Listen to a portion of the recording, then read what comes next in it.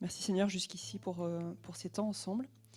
Et je prie que la parole de Dieu nous pénètre ce soir, pénètre nos âmes, nos esprits, nos corps, euh, nous soit révélée et, et que chacun puisse entendre et retenir et retirer ce dont il a besoin d'entendre ce soir. Pour la semaine qui vient, pour les semaines qui viennent, pour les mois qui viennent, que Dieu nous parle de façon continue et que ça continue ce soir. Amen. Moi, j'avais sur le cœur de continuer à parcourir avec vous cette notion des relations d'alliance. Vous savez qu'on a abordé un peu ce sujet depuis, je ne sais plus depuis quand en fait, depuis octobre maintenant à peu près. Et j'avance dans ce livre d'Asher Intrater et je voudrais aussi vous redonner la suite. Et aujourd'hui, on va parler plus de l'alliance en parlant de la notion derrière de loyauté et de ce que ça implique en fait. Quelles sont les conditions pour que l'alliance fonctionne? Les conditions, ça nécessite un engagement des deux parties, des deux côtés. Comment c'est garanti? Comment on est garanti que l'alliance, elle va marcher? Que l'alliance que Dieu passe avec nous marche, ou qu'une alliance, d'une façon générale, marche? Alors on va passer un petit peu de temps ensemble, pas trop longtemps non plus, en plus c'est tard, alors il faut encore que nos pensées veuillent bien se concentrer un petit moment, mais j'ai pris que ce soit le cas. Et puis on va avancer ensemble. Je vais déjà commencer en disant que une des définitions qu'on pourrait donner de l'alliance, c'est simple finalement. Une alliance, c'est quand deux parties se mettent d'accord de s'engager dans une relation. Quel que soit le contenu de quelle est cette relation, il y a un accord qui est passé entre deux parties et il y a un engagement à tenir cet accord. Et finalement, en fait, derrière toute relation réussie, on pourrait dire qu'il y a une alliance. On ne s'en rend pas vraiment compte, mais c'est comme une alliance implicite, en fait. Quand on est en relation avec l'autre, avec notre Dieu, non seulement, mais aussi avec les uns avec les autres, il y a une alliance derrière. Et cette alliance, si elle vient de Dieu, ça veut dire que c'est une relation réussie. C'est implicite. Et finalement aussi, d'ailleurs, sans qu'on s'en rende compte, il y a beaucoup de choses qu'on fait qui correspondent à une alliance, qui correspondent à une démarche d'alliance. Par exemple, moi, en tant que femme, en tant qu'être humain, si j'invoque Dieu de façon personnelle, que je lui demande quelque chose, je rentre en relation avec lui et en fait, je fais appel à une alliance. Je ne dis pas Dieu, je te rappelle ton alliance parce que je ne m'en rends même pas compte, mais c'est quand même ça implicitement qui se passe. Je rentre dans une alliance avec Dieu quand j'entre en communion personnelle avec lui et que je l'invoque et que je lui demande quelque chose. C'est une démarche d'alliance. En fait, toute parole prononcée, non, ça va pas marcher. Ah, c'est en dessous. Toute parole prononcée par quelqu'un qui va impliquer derrière une notion d'intégrité et d'honneur, c'est une démarche d'alliance. Ça veut dire que à partir du moment où ma parole, elle met en jeu le fait que, c'est pas, je suis pas en train de dire je le jure, mais c'est quelque part c'est un peu ça derrière. Elle met en jeu le fait que je suis en train de dire la vérité, ça c'est l'intégrité, et le fait que j'y mets mon honneur parce que je vais tenir ma parole, d'accord. Et ben en fait derrière c'est une démarche d'alliance. Et ça peut être juste une seule personne, ou ça peut être toute une communauté qui se met devant Dieu et qui dit quelque chose à Dieu, comme dans cette communauté, on a dit, mais Seigneur, on veut te servir jusqu'au bout, quel qu'en soit le coût. On veut rentrer dans des choses qui sont parfois un peu folles aux yeux des hommes. En fait, c'est un engagement d'alliance avec Dieu. On est en train de mettre en jeu notre intégrité. Est-ce qu'on a dit la vérité en disant ces choses? Et en même temps, notre honneur. Parce que si on manque à notre parole, eh ben on manque à notre honneur. D'accord? Donc derrière l'alliance, il y a tout ça. On a plein d'exemples dans la Bible qui parlent d'alliance. La Bible en est remplie d'exemples d'alliance. La première alliance qu'on connaît d'ailleurs, c'est l'alliance que Dieu a passée avec Abraham. On chantait tout à l'heure, on lisait ces versets tout à l'heure de Moïse qui rencontre Dieu au travers du buisson ardent. Qu'est-ce que Dieu lui dit au tout début? La première chose qu'il lui dit, ce qu'on a lu tout à l'heure, je suis le Dieu d'Abraham, d'Isaac et de Jacob. Il lui rappelle l'alliance qu'il a passée avec ses pères. Et vous savez qu'on est de la descendance d'Abraham. Abraham est le père de tous les croyants. C'est ce qui est écrit dans la Bible. Donc on participe nous-mêmes à cette première alliance que Dieu a faite. on est au profit, au bénéfice, merci, de cette alliance, je ne trouvais pas le mot.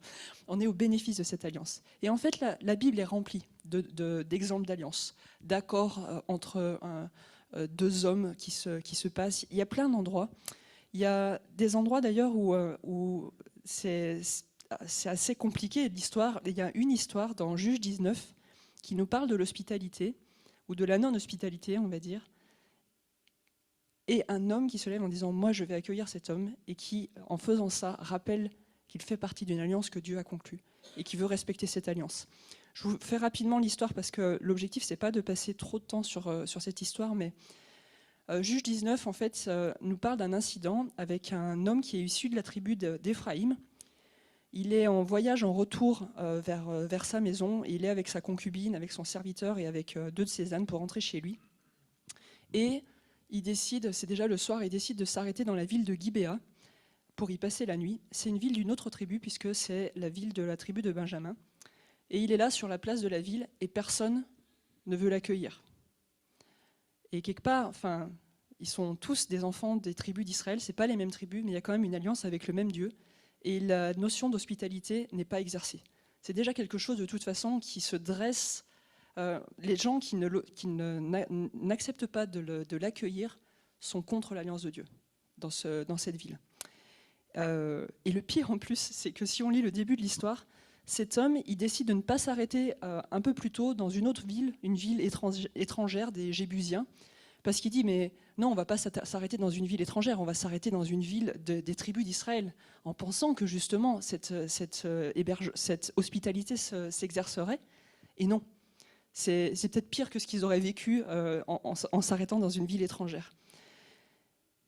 Surtout quand on lit la suite de l'histoire que je vous passerai, mais si vous êtes intéressé, vous irez lire Juge 19, c'est juste terrible en fait ce que les gens font dans cette ville. Ça rappelle un peu Sodome et Gomorrhe, pour vous faire simple. Finalement, il y a un vieil homme qui rentre des champs, et lui, il habite dans cette ville, mais il est issu de la même tribu d'Éphraïm, et il voit son frère sur la place du village, et il dit « mais non, je ne peux pas le laisser, moi je vais l'accueillir et je vais lui donner tout ce dont il a besoin ». Et il l'accueille chez lui parce que son cœur est touché, il insiste pour l'héberger et il le reçoit pour la nuit. Il l'emmène chez lui et il pourvoit tous ses besoins. Et pour lui, c'est un engagement moral, c'est-à-dire qu'il se rappelle de l'alliance dans laquelle il est engagé et il doit répondre à cette alliance. Et le verset 20 de Juge 19, il nous dit, le vieillard dit « Sois tranquille, je me charge de tout ce dont tu as besoin, tu ne passeras pas la nuit sur la place. » Pour lui, cette alliance, cet engagement, c'était de pourvoir à tous ses besoins. Et on a exactement d'ailleurs le même comportement d'Abraham envers les 3 étrangers aux chênes de Mamré qui viennent, et il insiste en disant « mais si, je veux vous recevoir, je veux vous donner à manger, je veux vous offrir l'hospitalité ». Et après, c'est une bénédiction qui est pour lui. Sarah va leur préparer à manger. Et Abraham, il n'est pas seulement amical en faisant ça. Il le fait parce qu'il sait qu'il en va de son honneur et de son engagement de son cœur devant Dieu. Il doit le faire. Il répond en fait de façon implicite à cette alliance dans laquelle il est engagé. Moi, j'ai fait un peu le lien aussi dans cette notion d'hospitalité, qui est un exemple parmi plein d'autres qu'on peut avoir dans la Bible. Quand on se retrouve pour les agapes chaque mois, alors des fois on peut être là, des fois on ne peut pas être là, mais en tout cas, on se retrouve.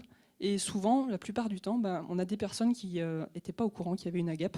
D'abord, soit parce que c'est la première fois qu'ils viennent, soit parce qu'ils ont raté l'information. Et le fait de les accueillir quand même, ils n'ont rien amené, ils n'ont pas apporté de plats, mais ils vont partager les plats que les autres ont amenés. C'est une forme d'hospitalité, et on ne le fait pas seulement parce qu'on a envie d'être gentil, on le fait parce qu'on a envie de passer le cœur de Dieu, et c'est un acte qui démontre l'amour de Dieu et qui démontre cette alliance aussi. C'est tout simple, mais c'est simplement pour vous le ramener dans une réalité bien, bien pratique. Donc Dieu a passé cette alliance avec nous, et nous on la démontre dans nos actes et dans la façon dont on va répondre face à certaines situations. Et c'est pas toujours facile parce qu'on vit dans un monde où le concept d'alliance est complètement absent. Dans notre culture moderne, principalement notre culture occidentale, parler d'alliance, l'alliance est très relative, on va dire. Elle peut être très temporaire, ne pas durer, et dans tous les domaines, ça peut être pour le mariage comme pour plein d'autres choses. Alors on a besoin de réapprendre. on a besoin de recomprendre, mais c'est quoi une alliance? Qu'est-ce que ça demande? Qu'est-ce que ça implique? Parce qu'aujourd'hui, au contraire, on a tous entendu la confiance, ça se gagne. Vous l'avez entendu, c'est devenu un proverbe. Je ne pense pas que c'en était un à la base, mais c'est vraiment devenu une expression. La confiance, ça se gagne. Est-ce qu'avec Dieu, la confiance se gagne? En fait, c'est super difficile parce que justement, le monde nous a appris que la confiance, elle devait être méritée, elle devait se prouver, on devait avoir déjà l'autre qui a prouvé qu'on pouvait lui faire confiance. Or, Dieu, il nous dit, j'ai pas à gagner ta confiance, tu peux me faire confiance. Et on doit aussi apprendre à se faire confiance les uns les autres au sein de la communauté, et c'est pas facile parce que ça va à l'encontre de tout ce que le monde dit.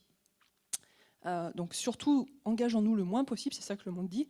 Ne faisons pas confiance tout de suite, parce qu'on ne sait jamais. On pourrait être trahi, on ne sait jamais. Et c'est exactement ce que Paul décrit dans le livre des Éphésiens. Dans Éphésiens, au chapitre 2 et au verset 12, c'est pas très gros non plus, hein, Christophe, j'ai le même problème que toi dans mes présentations. C'est petit, je suis désolée, j'espère que vous avez des bons yeux. Souvenez-vous que vous étiez en ce temps-là sans Christ, privés du droit de cité en Israël. Donc il parle de nous avant qu'on rencontre Jésus.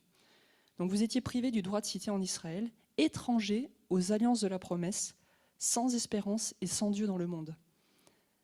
C'est assez clair ce verset. Si on ne comprend pas ce que veut dire le mot alliance, ça va être impossible pour nous de faire confiance à qui que ce soit. Et le résultat, ça va être quoi? C'est ce que dit la fin du verset. Sans espérance, nous serons sans espoir. Dans la mesure où on n'arrive pas à rentrer dans une alliance, ça nous coupe de toute espérance et de tout espoir. Et Dieu, il veut nous faire re-rentrer dans cette espérance et dans cet espoir en nous disant, mais crois à cette alliance, comprends-la, vis-la. Et ça va amener un autre niveau de joie, d'espérance dans ta vie de tous les jours. Dieu, il a renouvelé cette alliance qu'il avait faite avec Abraham. En fait, il l'a renouvelée plein de fois dans la Bible. Mais bien sûr, un des actes les plus significatifs, et on l'a rappelé quand on a pris la communion, il l'a renouvelé au travers de son Fils, qui est mort à la croix, qui a dit « tout est accompli » et qui a rétabli la relation possible, qui a remis une relation possible avec lui. On peut à nouveau s'approcher de Dieu en direct. Dans l'Ancien Testament, il n'y avait que le grand sacrificateur une fois par an qui avait le droit de passer le voile et d'entrer dans le lieu très saint. Aujourd'hui, c'est tellement simple. Franchement, on ne se rend pas compte de la simplicité que c'est de rentrer dans la présence de Dieu. On n'a même pas besoin de frapper. C'est juste, ah mais Dieu, là j'ai besoin de toi, j'ai besoin de ta présence, je sais que tu es là. Et c'est fait. J'exagère un peu, d'accord, mais presque. Il y a une simplicité dans notre relation avec Dieu qui n'était pas possible avant. Alors l'alliance, elle prend encore une toute autre dimension avec le sacrifice de Jésus à la croix. Parce qu'au travers de cette alliance, on peut s'approcher de lui d'une façon simple. Mais voilà, on a toujours le problème de qu'est-ce qui se passe dans le monde. Et l'alliance, elle demande un engagement et une loyauté. Et pourtant, parfois, on va se faire des promesses et en fait, on ne se rend pas compte que derrière, ça veut dire une alliance. Et nos paroles deviennent un peu comme des promesses en l'air, qu'on ne va pas tenir. Et alors là, je dis « on ». Le « on », c'est un « on » général. Ça peut être moi, ça peut être vous, mais ça peut être aussi tous les gens autour de nous. On ne va pas tenir nos promesses parce qu'on pense que ça n'a pas d'importance. Et que finalement, pourquoi on serait contraint de tenir nos engagements? Ce n'est pas si important. Heureusement que Dieu, il n'est pas comme ça avec nous. Mais cela dit, Dieu n'est certainement pas comme ça avec nous, mais il attend qu'on ne soit pas comme ça non plus. Que si on dit quelque chose qui nous engage, qui engage, rappelez-vous, notre intégrité et notre honneur, et bien derrière, les actes vont suivre. Dans le monde, on parlait du couple tout à l'heure, la notion du couple est toute relative. Beaucoup vont dire de toute façon, on essaye pour voir si ça marche. Le mariage, on verra bien, c'est pas important. On essaye d'abord de voir si on est compatible. Et puis, s'il y a mariage, ça dure le temps qu'on s'aime bien. Puis après, quand il n'y a plus de passion, ça devient compliqué. Non, on va pas continuer d'essayer de s'engager. Parce que moi, ça me contraint, ça m'apporte des choses que j'ai pas envie, et donc je me désengage. Encore une fois, je veux dire, il y a des situations bien particulières qui font que le mariage est plus possible. Et là, c'est pas de ça dont je parle, mais c'est simplement de dire, dans le monde, il y a une facilité aujourd'hui de dire je peux me marier et je peux me démarier quand je veux. Oui, mais ça veut dire je rentre dans une alliance et je peux en sortir quand j'en veux. C'est un peu ça que le monde nous apprend, parce que c'est une parfaite illustration de ça. Or, c'est pas ce que Dieu a établi comme alliance avec nous. Lui, il a établi une alliance éternelle. Et il n'a pas dit « demain j'en sors si ma relation avec vous, elle commence à m'embêter », heureusement. Mais est-ce que nous, du coup, on va rester dans cette alliance ou pas? C'est bien plus important d'être intègre et de tenir notre parole que de laisser notre égoïsme ou notre profit personnel passer devant. C'est pas facile, hein, parce que des fois on aimerait dire faire revendiquer un peu des choses pour nous, mais heureusement que Jésus ne l'a pas fait quand il a choisi d'aller à la croix pour nous. S'il avait réagi d'une façon égoïste, il aurait dit mais moi j'ai pas envie d'aller mourir, moi je le mérite pas. Et pourtant il l'a fait. Donc, et il a fait quelque chose qui sera toujours au-delà de tout ce que nous on pourrait sacrifier pour répondre et rester dans cet engagement d'alliance. Un autre, donc on parlait de l'engagement ici, un verset va nous parler de la loyauté, et c'est le verset de Romains au chapitre 1, au verset 31, qui nous dit, si vous voulez le lire en entier, le verset est long en fait, mais là j'ai fait des coupes dans le verset. Dépourvus de loyauté, donc on parle de loyauté, bien qu'ils connaissent le jugement de Dieu, non seulement ils font de telles choses, et dans de telles choses derrière, c'est toute la liste de péchés qui a été décrite en fait avant ce verset. Non seulement donc ils font de telles choses, mais ils approuvent ceux qui les font. Ça, c'est l'esprit de ce monde. C'est vraiment un passage qui décrit les caractéristiques du pécheur. Et dans toutes ces caractéristiques, comme vous le voyez ici, Paul il mentionne l'absence de loyauté comme un péché. Donc, sortir de son engagement dans l'alliance, dans sa relation d'alliance, donc ne plus être loyal, ça veut dire pécher. C'est assez clair hein, dans ce passage, c'est pas juste une petite notion, c'est péché. La rupture d'une alliance, c'est une des phrases que Asher dit dans son livre, il dit « La rupture d'une alliance ou la trahison de la confiance, c'est le péché le plus grave qu'il soit. » Okay. Quand j'ai lu cette phrase, j'ai fait « Waouh !» La trahison de la confiance, la rupture d'une alliance, c'est le péché le plus grave qu'il soit. Donc, c'est grave. Ça veut dire que ça... j'ai entendu dans la salle, peut-être que tuer quelqu'un, c'est plus grave. Mais en fait, quelque part, si tu sors de cette alliance et que tu n'es plus loyal, que tu romps l'intégrité, que tu romps ce qui est derrière, tout ce que ça implique une alliance, c'est comme si tu tuais spirituellement cette personne, ou dans son âme. On pourrait presque le rapprocher de ça. Et la chose difficile, c'est que quand on rentre dans une vraie relation, de plus en plus, quand on va aller dans l'intimité d'une relation avec quelqu'un, dans un cœur à cœur, où on s'ouvre de plus en plus, plus on accepte en fait de rentrer dans cette alliance, et plus notre risque d'être blessé est grand, parce que finalement, on expose un peu notre vulnérabilité, et du coup, on s'expose un peu plus à l'offense, on s'expose un peu plus à un retour, ou à un jugement, ou quelque chose comme ça. Et ça veut dire que si on veut que la relation elle fonctionne, Dieu il va jamais nous juger. Plus on va connaître Dieu, plus lui il va nous entendre, il nous connaît par cœur même mieux que nous, mais en tout cas plus on accepte d'ouvrir notre cœur, il va pas nous juger. Lui ne nous juge pas. Au contraire, il va nous aimer toujours plus et couvrir encore un peu plus. Et si je vois qu'il y a une autre couche de péché, il va encore pardonner et encore couvrir. Ça, c'est l'attitude de Dieu.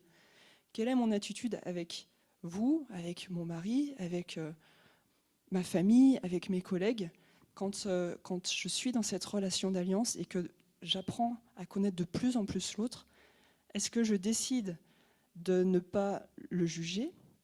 Est-ce que j'accepte que peut-être moi-même je vais être blessé et offensé parce que j'expose ma vulnérabilité? Eh bien, il faut accepter que c'est pas grave et que si c'est le cas, si l'autre me blesse, ça va participer à ma sainteté, ça va participer à me faire grandir en maturité et à approfondir même cette alliance, et il faut l'accepter. Mais finalement, à chaque degré d'intimité doit correspondre un degré égal d'engagement à protéger l'autre, la vulnérabilité de l'autre. Parce que cette vulnérabilité, elle est de plus en plus grande si je suis dans une relation encore plus proche. J'ai écrit cette phrase parce qu'elle est un peu compliquée et je vais la redire, mais à chaque fois que je vais un peu plus loin dans l'intimité Et ben, de la même façon, je dois m'engager encore un peu plus à protéger l'autre dans sa vulnérabilité, dans ce qui va m'ouvrir de son cœur. Ça va? Ça fait sens pour vous? Ça, c'est, j'avance un peu plus loin dans l'alliance. C'est automatique avec Dieu parce que Dieu, c'est tellement sa nature, mais ça doit l'être aussi les uns envers les autres. Et c'est tellement sa nature, Dieu d'ailleurs, que c'est un Dieu jaloux. Quand j'ai cherché une image, j'ai tapé, vous savez, sur Internet, Dieu est un Dieu jaloux, et je me suis dit, mais c'est le lion de Juda qu'il faut que je trouve. Donc j'ai tapé lion de Juda, puis j'ai retrouvé cette image, enfin ces images, parce qu'il y en a plein en fait. Mais pour moi, en fait, le lion de Juda, c'est exactement l'illustration de Dieu est un Dieu jaloux. Parce que c'est un peu le côté puissant, un roi puissant, et il veut garder son épouse que nous sommes pour lui. Et c'est pas la jalousie telle qu'on pourrait la comprendre au sens de ce monde. La jalousie de Dieu, c'est pas ça en fait. Il veut garder cette relation intime qu'il a avec nous. Il veut la garder pure et il veut la garder intacte. Et il veut la garder. Il veut pas perdre cette relation. Donc la jalousie, elle est à ce niveau-là. Dieu, il est à ce niveau-là de ce Dieu jaloux. Il y a plein de versets qui en parlent, mais par exemple, il y a Exode 20 au verset 5 qui dit « Je suis un Dieu à la passion jalouse ». On le retrouve aussi dans Deutéronome 5. Exode 34 « Tu ne te prosterneras point devant un autre Dieu, car l'Éternel porte le nom de jaloux ». Et en fait, en hébreu, ici, ce qui apparaît dans ce verset, c'est « Yahweh Kana ». Ça veut dire le Seigneur à la passion jalouse. Donc on comprend bien que ça parle d'alliance derrière, et c'est pas la jalousie comme nous on peut la décrire, mais c'est une passion jalouse. Il nous aime tellement qu'il veut que cet amour continue à grandir et qu'il ne puisse pas être entaché, ne puisse pas être abandonné, ne puisse pas être rompu. C'est notre partenaire d'alliance, et c'est un partenaire jaloux, mais dans le bon sens, parce qu'il va tout faire pour garder cette alliance, il va tout faire pour la protéger, et il va tout faire pour venger quiconque pourrait s'attaquer à cette alliance.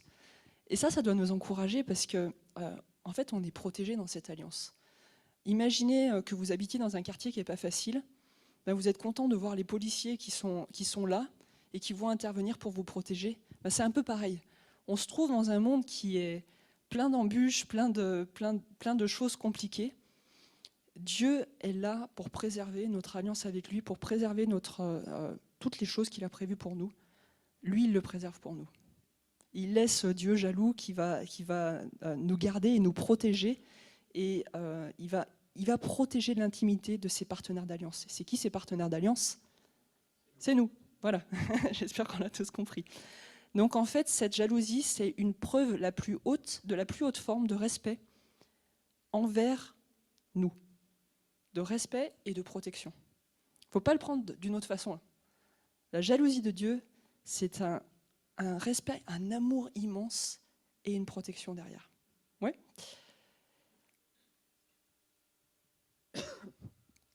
Quand on parle d'alliance, on doit parler de fidélité. Dieu ne sera jamais infidèle, heureusement. Il ne sait même pas ce que c'est l'infidélité, lui, dans sa nature. C'est juste complètement incohérent à la nature de Dieu, l'infidélité. Et il garantit sa fidélité au peuple de Dieu. Et il le fait parce que souvent, comment il le démontre, on va dire, dans la Bible, on voit plein d'endroits qu'il prend cette image qu'il est notre mari et qu'on est son épouse. Et dans le sens biblique du terme, le mariage, c'est quelque chose, c'est deux parties qui sont fidèles l'un envers l'autre. Dieu est fidèle et il va tenir ses promesses et tout ce qu'il a engagé, il va les tenir envers son épouse, que nous sommes tous. Et les hommes, vous en faites partie de cette épouse. Une épouse à barbe, certes, mais une épouse quand même. Et les malédictions, les punitions qui sont dans cette loi, c'est le côté où justement Dieu nous protège, c'est ce que je disais juste avant, mais c'est un garde-fou qui est prévu pour notre protection, pour maintenir cette relation.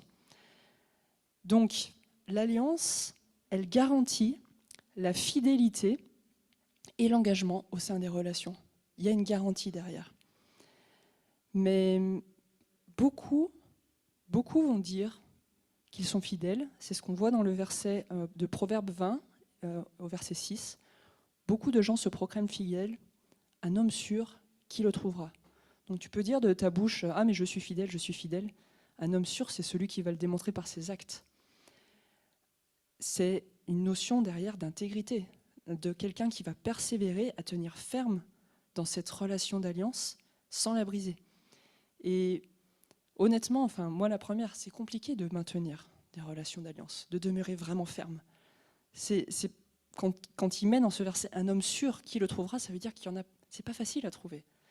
Et peut-être qu'on l'est la plupart du temps, on essaye, puis des fois on faillit et on demande pardon, puis on continue. Est-ce qu'on veut faire partie de ceux que Dieu trouvera sûrs, sur lesquels il pourra se fier, on va dire, parce qu'il sait que nous sommes sûrs? Moi, je prie qu'on en fasse partie. J'espère que c'est le cas, vous aussi. Je prie que nos paroles, quand elles sont données, ce soient des paroles intègres, ce soit un vrai engagement et que ce ne soit pas juste des paroles en l'air, comme ce verset le dit. Beaucoup de gens se proclament fidèles. Ils le disent, mais ils ne le sont pas.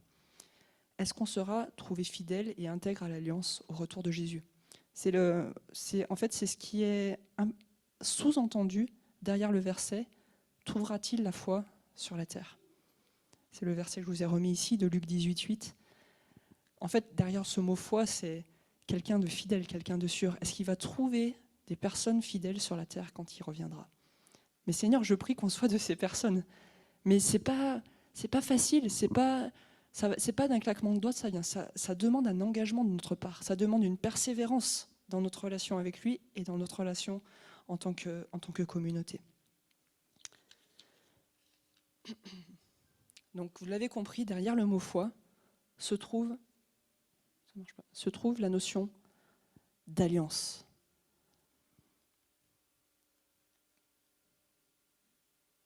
Je suis pas où je veux. Ah voilà, c'est ça. Pardon. Le péché, il va consister, on l'a dit tout à l'heure, à trahir la confiance d'une personne. On a dit que c'était un des plus gros péchés de ne pas être loyal, comme tuer quelqu'un. ça va me marquer, ça. C'est assez... Franchement, j'ai lu ce passage dans le livre et je me suis dit, mais c'est vrai. Dieu ne nous a jamais demandé d'atteindre un quelconque niveau de perfection. Il ne nous demande pas d'être compétent. Il ne nous demande pas de réussir à faire ci, ça, ça. Et c'est pas parce que tu n'arrives pas à faire quelque chose que tu pèches.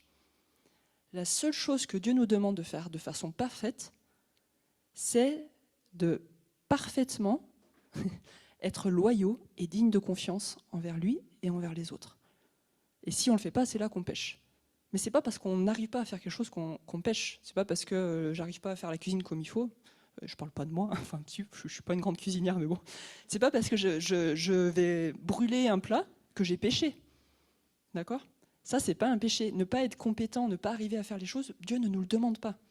Ce qu'il nous demande, la seule chose qu'il nous demande, c'est notre loyauté et le fait d'être digne de confiance envers lui et les autres. Et du coup, c'est tellement pas facile finalement, cette notion de confiance aujourd'hui, qu'on a besoin de revenir à une foi simple. Qu'est-ce que ça veut dire ? Si le péché n'avait jamais existé, s'il n'y avait pas eu la chute, les choses, elles seraient simples. On accepterait directement la relation avec l'autre. Ça serait intuitif. Il n'y aurait pas de jugement, il n'y aurait pas de risque de blessure, il n'y aurait pas de méfiance, puisque la méfiance, c'est ce qui va vraiment venir contre la confiance. Mais sauf qu'il y a eu la chute. D'accord ? Et puis si ça n'avait pas été Adam et Ève, ça aurait été les suivants. Enfin, il y a eu la chute. Et il y a eu le péché qui est rentré. Et ce péché, il nous a volé la confiance simple qui aurait dû être la nôtre depuis le début. Et du coup, ça fait quoi ? C'est tellement difficile pour nous de croire aux promesses d'une façon générale et aux promesses de Dieu plus particulièrement. Parce que, à cause du fait qu'on est incrédule, à cause de cette non-confiance, on doit pourtant réussir à accepter ce que Dieu nous propose, cette alliance qu'il nous propose. Parce que lui, il est la source de toute vérité. Il est la source de toute intégrité et de fidélité. Et on est tellement dans ce monde où c'est pas si simple de l'accepter, où c'est pas si simple de croire tout simplement que quand Dieu dit quelque chose, il va le faire, que Dieu, il est obligé de nous convaincre que si c'est le cas. Et comment il le fait ? Il le fait, alors il le fait par deux façons en fait, et ça on le retrouve dans le passage d'Hébreux au chapitre 6, on va lire le verset 13 et puis les versets 17 à 18. Le verset 13, il nous dit, en effet, comme Dieu, en faisant la promesse à Abraham, on y revient, cette première promesse, cette première alliance, donc en faisant la promesse à Abraham, il ne pouvait jurer par un plus grand que lui, il jura par lui-même. Donc Dieu, il jure que cette alliance et cette promesse, elle est éternelle. Et puis un peu plus loin dans ces versets, en ce sens, Dieu décidait à donner aux héritiers de la promesse une preuve supplémentaire. Donc en plus, il doit prouver une fois encore, une preuve supplémentaire du caractère immuable de ses décisions. Je le mets en français courant. De ce qu'il a décidé, ça ne changera pas. C'est dit, un point c'est tout, ça se fera, ça s'accomplira. Il intervient par un serment. Donc ça, c'est une preuve supplémentaire. Il fait un serment. Et afin que par deux choses immuables, donc les deux choses immuables, c'est il jure par lui-même et il fait un serment, dans lesquels il est impossible que Dieu mente, nous ayons un puissant encouragement. Un encouragement de quoi? Mais que Dieu dit la vérité. Et il n'aurait pas besoin de prouver qu'il dit la vérité, mais il nous le garantit. Dans ces versets, il nous le garantit, en jurant par lui-même qui est le Dieu au-dessus de tous les dieux, et en faisant le serment. Ça veut dire qu'il y a un accord qui est derrière le fait qu'il s'engage. Donc déjà avec Abraham, Dieu il s'efforçait de le rassurer sur le fait que sa promesse elle était de façon absolue infaillible, qu'elle n'allait pas changer, qu'elle tenait pour lui et pour toute sa descendance. Et vous vous rappelez qu'on fait partie de sa descendance. Sa parole, elle ne change pas. Elle n'a pas changé pour lui et elle ne change pas par la suite. Ça veut dire qu'elle n'a pas changé pour nous non plus. C'est terrible de se dire que Dieu est obligé de nous prouver ça pour qu'on croie, mais il le fait parce qu'il sait nos faiblesses, il sait nos difficultés. Et donc, il insiste en disant, mais crois-moi, rentre dans cette foi simple, cette confiance que si je m'engage envers toi, eh ben mon engagement, il va tenir pour toujours. On peut avoir vécu des difficultés avec les autres dans notre vie, des ruptures d'amitié, d'alliance, si on met le mot derrière. Et ça a pu un peu nous échauder en disant mais moi je ne veux plus m'engager, et puis même avec Dieu, bon, j'y vais doucement et je donne ce que je peux, mais j'ai trop souffert. Mais Dieu veut nous montrer qu'il y a un autre niveau en fait, qu'on peut lui faire entièrement confiance. Et quand on arrive à faire confiance à Dieu, ça va faire que les relations avec les autres vont aussi entrer dans ce niveau-là. Ça va emmener tout le monde en fait à un niveau supérieur pour que les uns avec les autres, ce soit différent. Alors croyons-le par la foi. La mort et la résurrection du Fils de Dieu, Jésus, c'est l'ultime mesure subie par Dieu pour garantir sa volonté de restaurer l'humanité dans une relation de confiance avec lui-même. Ça veut dire qu'il a juré à Abraham que sa promesse était vraie, il a fait un serment et il a redit au moment où il a envoyé Jésus à la croix, mais rappelle-toi de l'alliance que j'ai faite. Elle est accomplie, elle est vraie pour toujours et ça ne va pas changer parce que moi je suis un Dieu immuable. C'est ça qu'il a redit quand il a envoyé son fils à la croix. C'est au travers de l'alliance que nos âmes, elles vont pouvoir sortir de cette incrédulité, qu'elles vont pouvoir rentrer dans un nouveau niveau de confiance, un nouveau niveau de foi, un nouveau niveau où on va voir des choses qui étaient impossibles devenir possibles.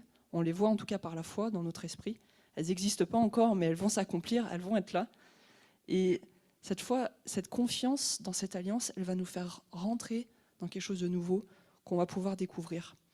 Et je vais finir avec ce verset de Hébreux 6, 19 qui nous dit « Cette espérance », donc qui vient au travers de l'alliance, si on veut bien simplement la prendre par une foi simple, cette espérance, nous l'avons comme une ancre solide et ferme pour l'âme. Elle pénètre au-delà du voile. Ça veut dire que quand je rentre dans cette espérance qui est liée à l'alliance, vous vous rappelez, on avait dit sans alliance, sans loyauté, il n'y a pas d'espérance. À partir du moment où je me positionne en disant je fais confiance, je me mets dans cette alliance, alors l'espérance vient, et cette espérance, elle devient une ancre solide et ferme pour mon âme. Et elle pénètre au-delà du voile. Ça veut dire qu'elle me fait entrer dans un nouveau niveau d'intimité. Ça veut dire quoi? Elle pénètre au-delà du voile. On parle du voile du temple, d'accord? Pour rentrer dans le lieu très saint. Eh ben, le fait d'accepter cette alliance, de recevoir cette espérance, ça me fait rentrer dans une nouvelle possibilité de découvrir une autre relation avec Dieu et avec les autres. Et ça, je trouve ça extraordinaire, que cette espérance, elle puisse nous faire aller au-delà du voile et nous faire découvrir Dieu encore autrement, nous faire découvrir une facette de Dieu qu'on n'a pas connue jusque-là. Est-ce qu'on veut ça? Est-ce qu'on veut réussir à rentrer et à comprendre cette alliance que Dieu veut avec nous? Et lui, il est le garant de l'alliance. Nous, on faillira, c'est sûr. On va faire le mieux possible. On va essayer de ne pas pécher dans notre loyauté, dans notre engagement. Mais lui, en tout cas, il ne le fera pas. Il ne faillira pas dans sa loyauté et dans son engagement de son alliance envers nous. Il sera toujours à nos côtés pour faire effondrer les murailles, comme on l'a chanté au début de cette célébration. Il sera toujours là pour se tenir à nos côtés dans les batailles, dans les moments plus difficiles, dans les moments joyeux. Il sera toujours là. Parce que c'est le Dieu de l'alliance. Et ce n'est pas une alliance en l'air où il a dit « je ferai une alliance avec un peuple ». C'est chacun d'entre nous, personnellement, parce que Dieu est un Dieu d'intimité. Ce n'est pas juste un Dieu collectif.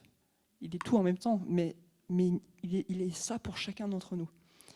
Alors Seigneur, je te remercie de ce que ce soir, tu nous fais entrer dans une nouvelle intimité avec toi, dans cette compréhension de qu'est-ce que c'est l'alliance que tu veux avoir avec nous. Et je te demande de venir au secours de notre incrédulité, de là où on n'arrive pas à faire confiance, de là où on a encore des doutes dans ce que toi tu pourrais faire et des doutes sur tes promesses.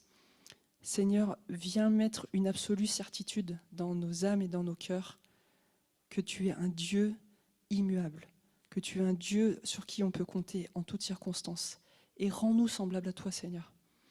Fais de nous des hommes et des femmes loyaux, intègres, fidèles dans les paroles, fidèles dans les actes par rapport à ce qu'on dit.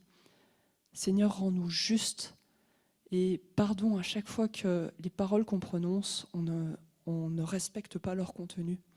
On ne respecte pas notre engagement dans la durée. Pardon, Seigneur, toutes les fois où on a failli. Aide-nous dans ces circonstances pour que on honore l'alliance que toi tu nous proposes, qu'on l'honore aussi par notre vie, par nos paroles, par nos actions. Seigneur, fais de nous ces hommes sûrs que tu veux trouver à ton retour. Ces hommes et ces femmes sûrs, ces enfants sûrs. Fais de nous ces personnes intègres et remplies de loyauté, en qui les gens peuvent avoir confiance sans que ce soit approuvé, Seigneur. Et merci parce que tu fais grandir ces choses en nous. Tu continues à nous tenir dans cet engagement que tu nous demandes. C'est par toi qu'on tient, Seigneur. C'est pas par nos propres forces, c'est par ton esprit qu'on tient. Alors je te remercie pour cet esprit que tu déverses en chacun de nous. Cet esprit de persévérance, d'endurance, jusqu'à ton retour, Seigneur. Amen. Amen.